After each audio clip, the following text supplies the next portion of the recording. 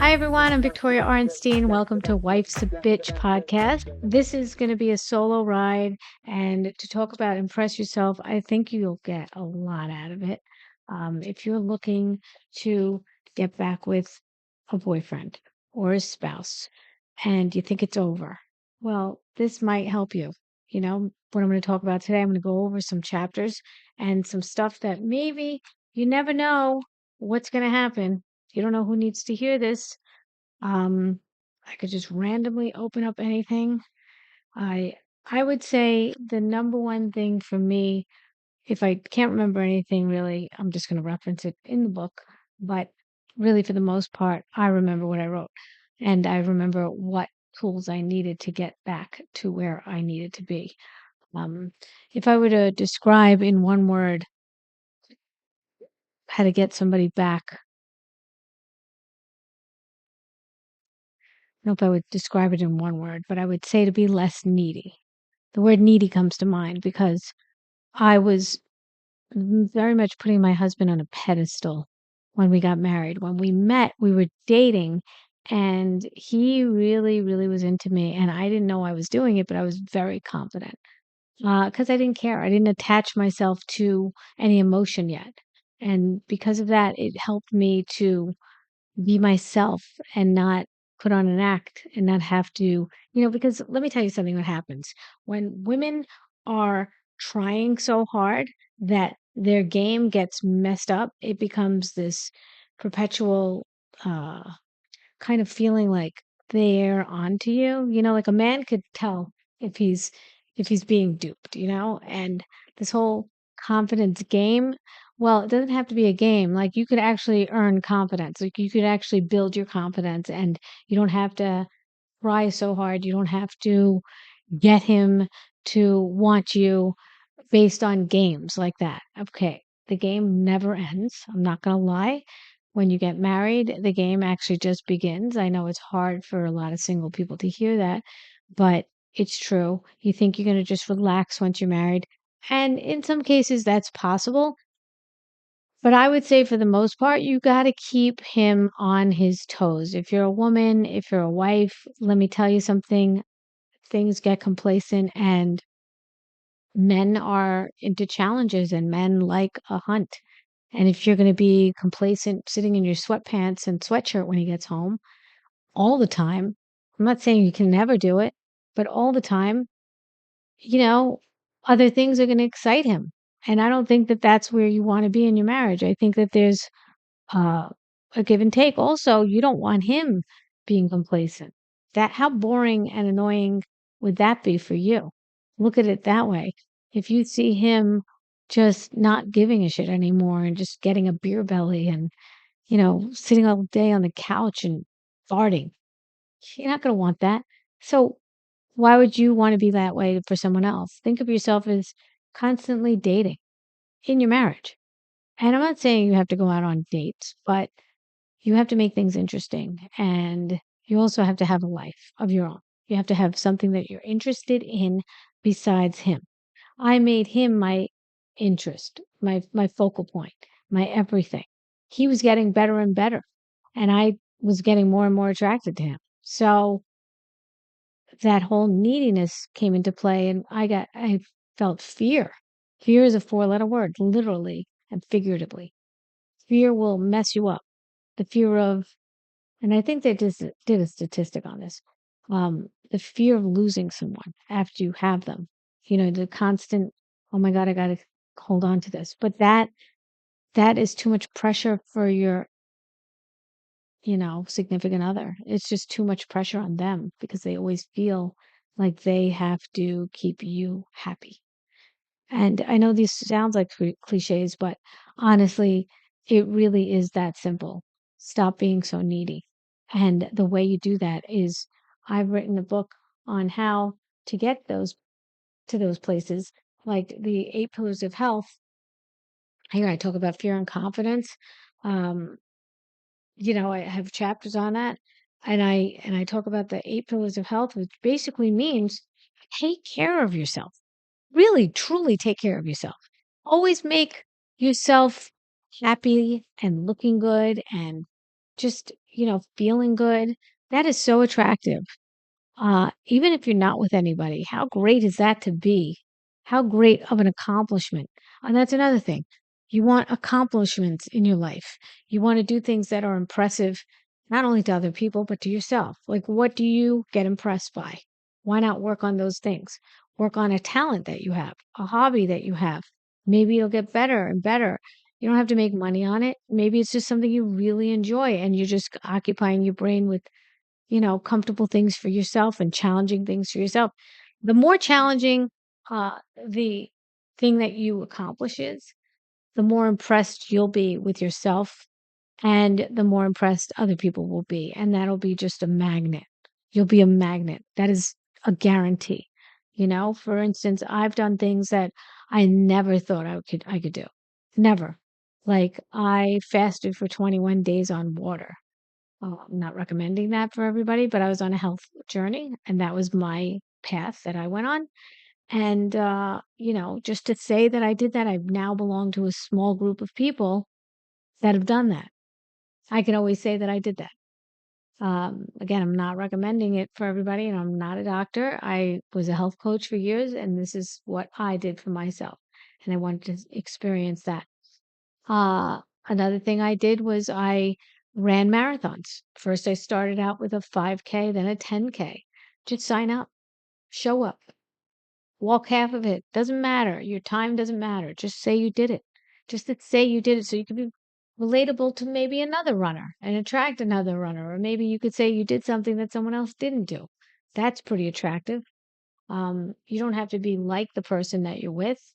You could have some same common goals, but I wasn't a runner before I met my husband. I jogged a little bit, but nothing like what I do now, which is ultra marathons, which brings me to my next accomplishment, which was running ultra marathons and winning and coming in top 10 in a 50-mile race and winning the 100K, which is 62 miles on the mountains in Vermont. 62.1 miles. That's incredible. I don't care who you are. That's an incredible feat in 14 hours and 20 minutes. You know, uh, Saying you did that and drawing back on it, getting back to why you did it. And, at first it was to impress my husband. I'm not going to lie. I really wanted to impress him, but it impresses me. And now I do things to impress myself. And that's why I wrote this book. I know it's going to help people. I wrote it during the pandemic. And I did get back with my husband after breakups. We were up and down for years. And I didn't know if we were ever going to get back. I mean, he handed me divorce papers.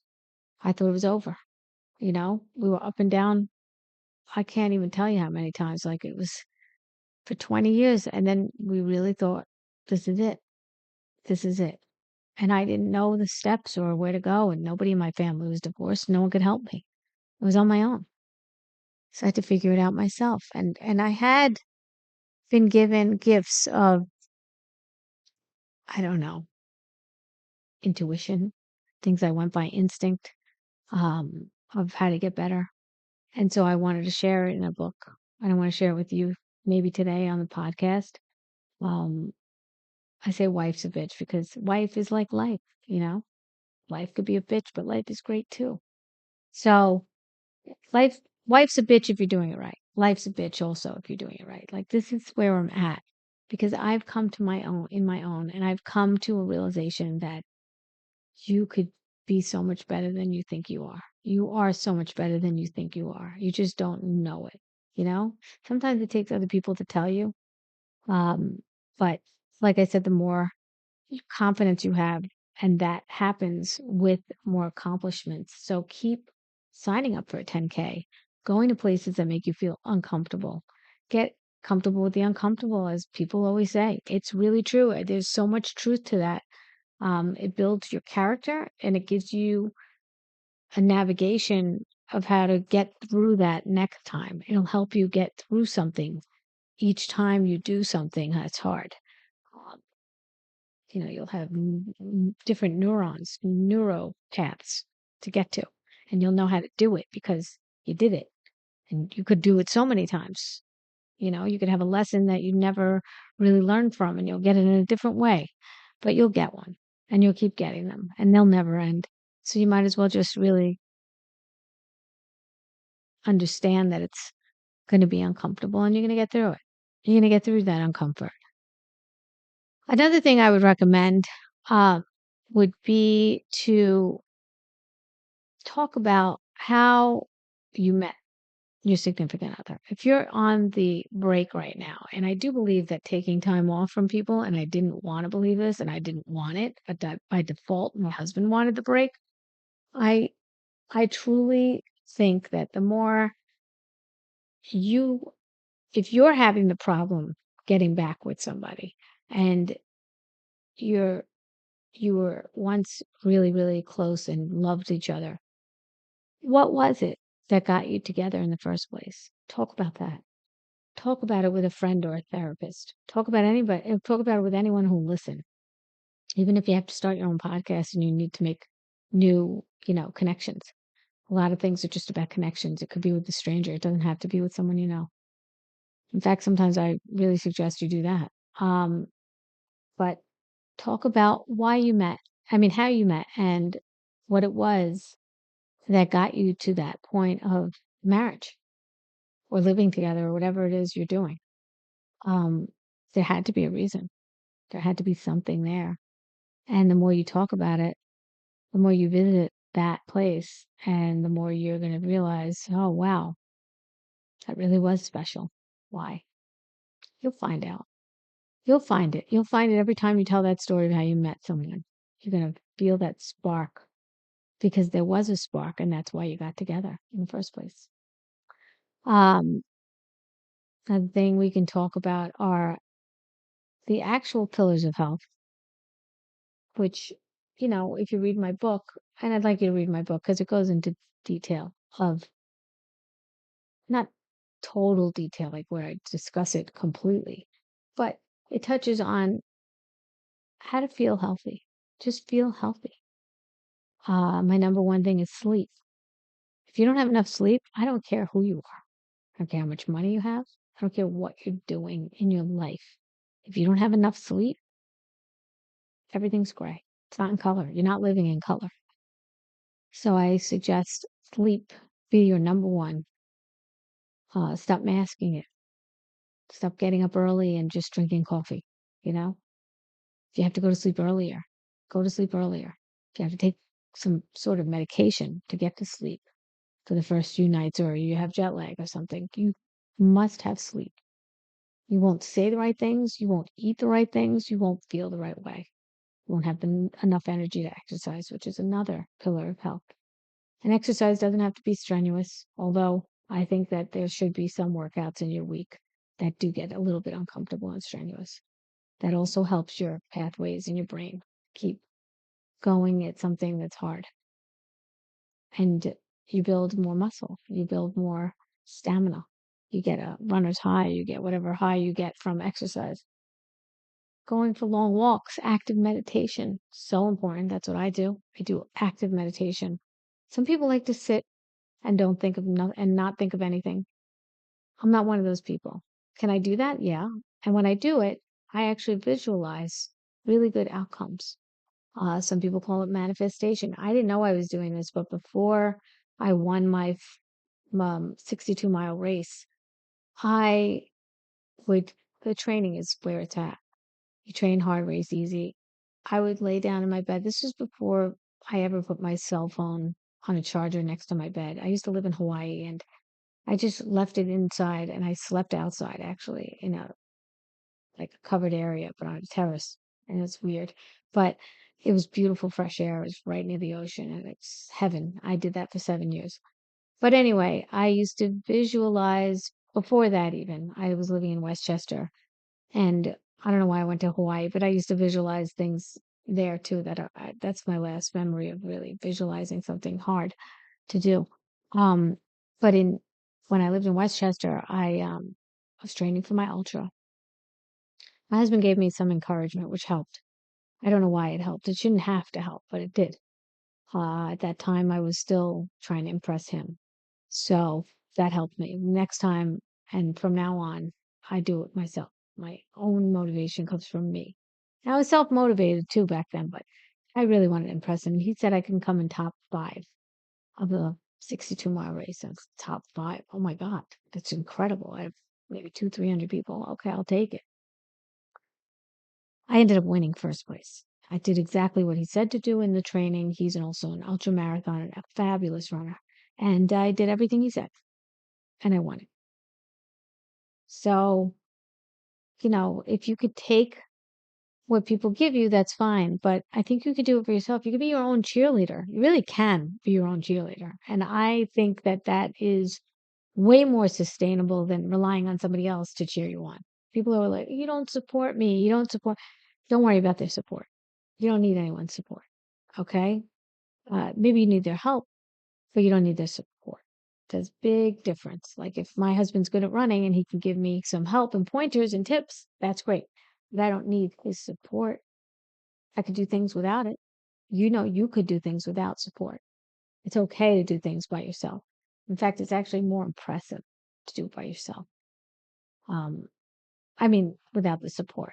I really am a big believer in getting people that are good at things to help you and that have done things before.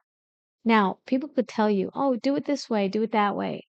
You're not going to really learn that way. You're going to have to do it yourself. But running is so real and it's so you that no one else could run for you. So, you know, if you could get to that place of just wanting it for yourself, just wanting it for yourself. And don't be delusional about self-love. I really want to stress that. Don't be delusional. That's a big one. People are like, love yourself, be in love with yourself. That's impossible to love yourself fully because you don't love anybody fully. So why would you love yourself fully? Let's just get realistic here. It's okay to not love everything about yourself and still be really up here with love. It's pretty damn good to be up here with love and not have to love everything about yourself. It's okay to notice your flaws. And some of the flaws you could either work on or just accept and say, you know what? I know I'm never going to be a supermodel or 6 feet tall. Accept. It's okay. That word accept is so powerful. It's so good because there's really nothing you can do. It's out of your control. Doesn't that feel good to not have to be in control? Do you know what control does to someone? You're a slave to it. Would you rather be the VIP sitting in the back of a beautiful limousine, or do you want to drive it? I have nothing against the driver. I'm just saying what feels better, to be driven in or to be the driver. Of course, it's fun to drive and be in control on the road also. But my analogy is giving you that, you know, the VIP vibe. Be a VIP in your own story. Be the star of your own movie. Give some people a speaking part, you know? I mean, I guess you can go with the flow, see how things work for you, whatever my suggestions are, but it worked for me. These things work for me. It says impress yourself. Stop waiting for approval from others when you're the one you live with for 24/7. Who do you live with more than yourself? You got to find the confidence. You just have to. And doing things over and over that build your confidence are going to just make you so much more attractive to even yourself. It's not easy to do stand-up comedy, starting it, staying in it, keeping it going, reinventing yourself, constantly working on it. It's not easy. But I could say I did it and I'm doing it. And putting yourself accountable, that's good too. Telling people you are doing stand-up comedy and then, holding yourself to it because you not just told everybody else, you told yourself, you made a promise to yourself. You're going to try it. You're going to try it until maybe a certain time. Or maybe you're going to just keep going with it. I don't know. But a lot of things happen over time and organically they morph and they evolve. Staying complacent, it's not a great place to be. So grab this water. just try to get to know yourself. That's so important. Really try to be alone with yourself a lot. I'll tell you what happened in these ultra marathons. There's no music. You can't listen to music, you get disqualified. So you are in your own thoughts. You could learn a lot with your thoughts when you're exercising because the oxygen is flowing. I have some of my best jokes I've written exercising. Get inspired, listen to a podcast, listen to music, whatever it is that inspires you, gets your juices flowing. Do those things.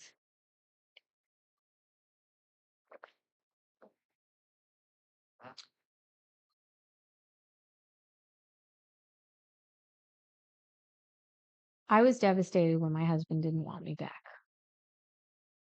But then there comes a point where you could either crumble or keep moving. Because I have children, I thought about them. They kind of saved me. I don't know where I would be without the children to be my rock, to get me back to north, my true north. But I guess I finally got turned off when he told me to find someone else and move on. And then I thought, you know what? Let's just be friends. Let me just cut it off finally and date other guys. Just do what I have to do to get myself into a better state and not feel so stuck. So that's what happened. And he saw a new person. He was more attracted to me. I was more attracted to me. I was. I just liked myself a lot. Comedy saved me. That's what I had. It's all I had right then and there. But also not giving him the control anymore. Just having it all to myself felt really good. I was in control for the first time, I think, ever, besides being single. Told him he had to date me. Couldn't just have me back. Not that time. Not after everything I've been through. I needed to work for it. I was no longer exclusive. I didn't want to be. Why give anybody that control? Imagine you're driving your own car. Someone else takes the wheel. But I mean, not in a VIP way. Like just takes it from you while you're driving. That's your life. Nobody gets to control it. You don't, if you're watching this, you're not living in a third world country and you're not being controlled. You have the freedom. So why not take advantage of that? Why not really stop taking it for granted? Start really harnessing it and just honing yourself. Do you imagine how that feels? You really have to visualize it. Visualize the end result. When I visualized training for my ultra marathon, every training run I visualized after a 4-hour run, I would have this daunting thought. First of all, you have to wait for the energy to seep back in after you wake up because the energy does return. Just relax and enjoy that energy coming back in. Hydrate, drink water. It will start to come back in. Some of you will have coffee, but before you get out of bed, you don't have to jump out of bed. But to really feel that inner peace and visualize because you're in a good state. Visualizing in a good state is really important. And also maybe listening to a symphony, something collective. People are just collectively using a vibration. You don't have to do that, but that's another way of doing it for me. But just visualizing and feeling that energy come back and being relaxed in bed and having a good night's sleep, hopefully, or enough sleep. and picturing the end result of that training run. What was the end result? Stopping and feeling that runner's high and getting into a nice warm shower. Don't underestimate a warm shower. Oh, that is such a good feeling. Never take that for granted. Every time I get one hot shower, I'm like, wow, I'm so lucky. I'm so lucky to get running hot water. To me, that's a miracle. There's a lot of people that don't have that, and people that didn't have it not too long ago. So a warm shower feels really good. And the reward of eating afterwards, knowing you earned it. Little bragging rights, maybe talk about it online. That could be just for yourself. Some people get inspired by it. I know that when I see somebody doing something, I really get inspired. I'm like, wow, I should get up off my ass and do it myself. And, I think every time I go running, I'm inspiring somebody. Somebody's seeing me and saying, hey, good for her, or I should do that. And you're like a billboard every time you go outside. Your face is public domain. If you're in an angry mood, somebody sees that, they might not feel really good. You stole their really good feeling. But if you go out there and smile, you know, or even right now, watch me smile. I'm feeling very Mr. Rogers' Neighborhood right now, but anytime you see somebody smile, you feel good. Isn't that nice that you're giving someone a good feeling instead of taking something away? I'm not going to say I'm always smiling. That's kind of goofy, but you're out there, It's public.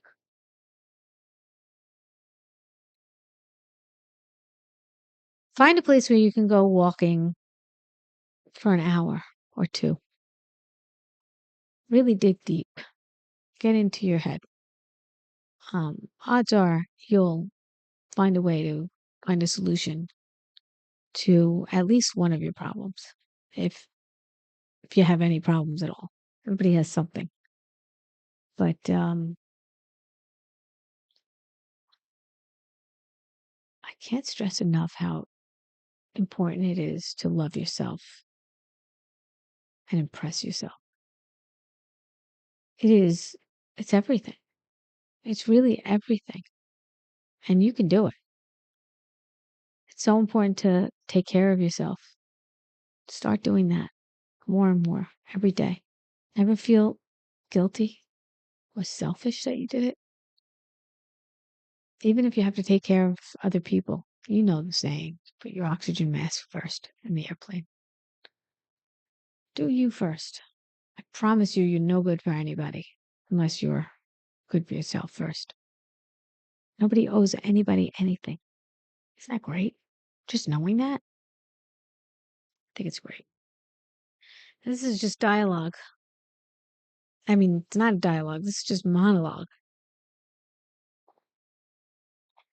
of me talking. So I'm just coming up with things. I'm going to look in my book. I haven't read it in a while. I talk about courage. The root of the word courage is cor, C-O-R, which is the Latin word for heart. In its original form, the word meant to speak one's mind while telling all one's heart. I'll tell you, you're going to find some stuff in here that might be the golden nugget that you were looking for. Talk about adapting. Adapting or perish. You got to adapt to things. Because let me tell you something, things move fast. You really have to stop and chill and try to really adapt. And don't be so married to your old ideas. Doesn't matter if they're yours. That's another thing I'd like to talk about, how people hang on to people because of history they have with them. Who cares? Who cares about your history? You know, you don't owe anybody anything, even the people that you have history with. It's okay to evolve. It's okay to grow away from people and grow apart. It's okay to like yourself a little more than you like the other person. Nobody's really keeping score. Maybe they are, but it doesn't matter because you're here to impress yourself. This podcast should be called Impress Yourself, really. But Wife's a Bitch had more of a ring to it, don't you think? I don't know if this seems a little bit more monotone and not as exciting. It's not funny what I'm talking about today, but maybe something out of this will hit you and maybe you'll take the next step to get to where you need to be. And the only way to do that is to start doing things. Just start. Think about a lot of things. Oh, I should do that. I should do that. You know how long it took me to do this podcast? It took a while. Fear was involved. I don't know. It's not going to be good enough. I don't know how to do it. I don't know how to do it. Well, I got help. My son helped me with all this equipment. I didn't know how to do it. And you know what? If I spent a little more time on YouTube, I could have done. But he helped me and I offered to pay him instead of somebody else. If you have to pay a stranger, who cares? It's a payoff because you're investing in yourself. And I can't stress how much that is important to do. Now, to some people, this might sound like a selfish thing. It's not selfish. It's selfish if you don't do it to yourself. It's selfish if you don't do things for yourself. You had a creator that wanted you to be happy and do things in order for you to be giving. The only way to give is if your cup is full. So you have to give to yourself. That takes work. People say you have to work on a relationship. Yeah, the work is work on you. You can't work on someone else. That's manipulation. They'll resent you for that.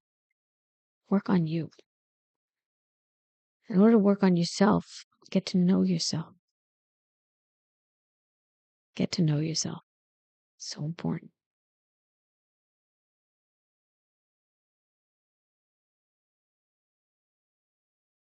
Maybe it's not impressive to everybody else that I fasted on water for 21 days and that I won an ultra marathon without a running background and came in top 10 in a 50-mile race. Done a couple of marathons. Dodged a bomb at the Boston Marathon, literally. Maybe that's not impressive to other people. Doesn't matter. I'm impressed. I am impressed. If I see somebody do something that I've done, I'd be impressed because I know what it's like. I know what it feels like to do it. And even if I didn't do it, like my husband climbed Mount Everest, I was pretty damn impressed. Scared shit.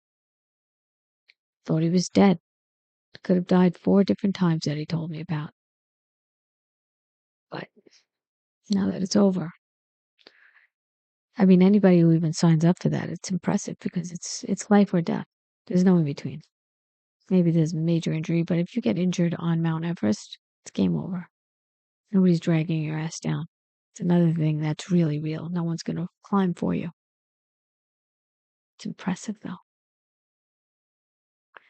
It's impressive because there's really no fear. I would be so fearful on a mountain like that and crossing over with ladders over crevices and cornices and all these crazy new words that I learned that are scary as hell. We're so close to death. We're so close. You got to really live each day. And that's why I get impatient now in my 50s. I get impatient that I've wasted time. It's your most precious commodity, time. Losing that is frightening. And it's also scary to be bored because you're like, wait, I could be doing something with it. Sometimes boredom's good. It's when you can get really creative. I almost beat myself up yesterday for not painting. I'm a painter and I haven't painted in a while. I'm like, I should be painting instead of playing chess.com for the 20th time today. But it'll happen when it happens, when I get inspired. So maybe I need to go to an art museum, walk around and start getting inspired again. Maybe that's what it'll take. So just knowing that you need to get inspired, it's also good because you know something that you didn't realize before. Just remind yourself. People say Instagram is a rabbit hole, looking at reels all day, but sometimes you can get inspired by them, you know? You could just really get inspired. What came to my mind is, where's my phone? I don't even see my phone on me, and if it does ring, I can't even stop it because I can't get to it in time. Did I turn off the ringer? I can't even. That's interesting to me because that's usually attached to my hand. I've become so attached to my phone that it becomes like this portal that I want to just jump into to escape my life. That's also okay. It's okay to escape. A little too much escape is too much escape. My kids aren't little anymore. I don't have the responsibility of having to get up and take them to school and figure out their lunches and come back and make dinner and be back on time. God help me if I wasn't, have my kid wait. I don't know. Just trying to figure it all out like you are, guys. But I got my husband back after we were broken up twice. And I could say even more than twice, but twice that were real doozies. And if you're out there and you're not feeling any hope, I swear you'll be okay either way. And that's what I told myself too. I'll be okay either way. Now, the start of this podcast is probably a little bit like, I don't know how to get into this, but look how it flowed. I didn't know how this was going to go. I just went with it. I was like, you know what? Just got to do it. And I don't know what this is going to do for anyone, or how many eyeballs and ears are going to hear this and see it, but did it anyway. I wrote the book originally for my kids so they would have something to remember me by. Then I thought, you know what? Other people might like it too. I don't know. I've had people where I've listened to podcasts that nobody listened to, and I got something out of it. Inspired me to do things. So you don't know where you're going to hear something. And if this did that for you, I'm happy. And if it didn't, still happy. Isn't that incredible? So keep listening, keep getting out there.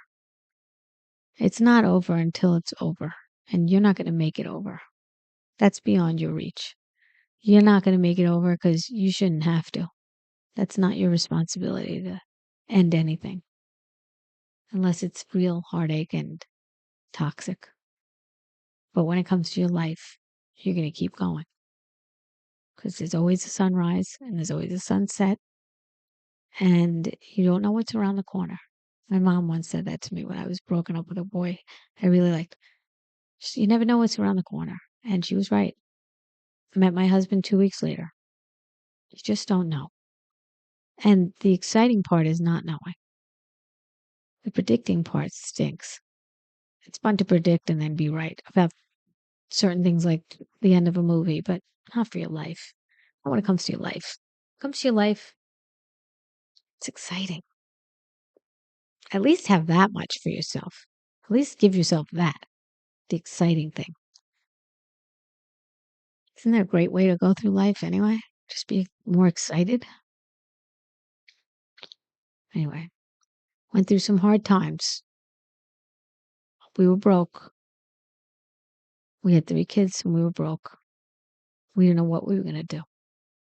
But I had to be more understanding that he had to travel more for business and I had to do things alone. And not getting phone calls for a week really hurt. But I had to stay out of his way in order to get him to get to where we are today, which is, thank God, okay. And takes a lot of understanding, a lot of sacrifice, and you have to really be okay with yourself. And I'll tell you, I wasn't independent until I was faced with having to be independent.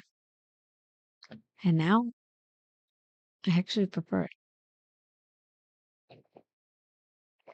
So here's to you. It's water. And here's to starting, if you don't already, like yourself. Start with like, just like you would with a relationship.